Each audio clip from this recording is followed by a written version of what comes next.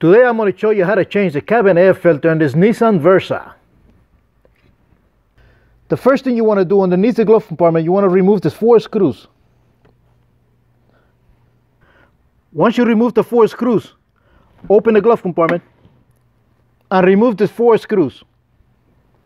Now after you remove screws, if you have a glove compartment light, you want to be real careful. Just pull the glove compartment out and reach behind,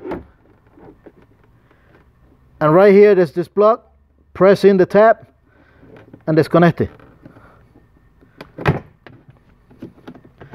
and then move the glove compartment out of the way.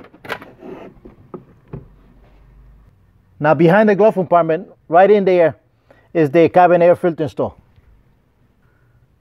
Next thing you want to do is you want to unhinge it from here. So you use grab, lift and pull out,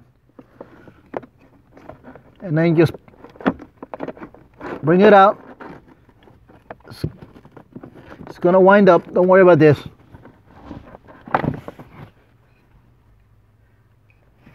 And just make sure there's no debris in there. If everything is good, install the new cabin filter.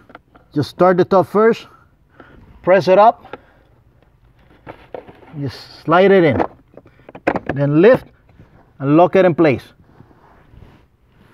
Now install the glove compartment, plug in the glove compartment light,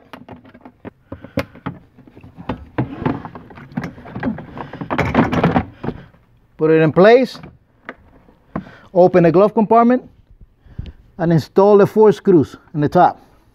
Once you install the 4 screws, close it and install the 4 screws underneath. Reopen the glove compartment, make sure everything works okay. If everything's okay, now you have completed the cabin air filter replacement.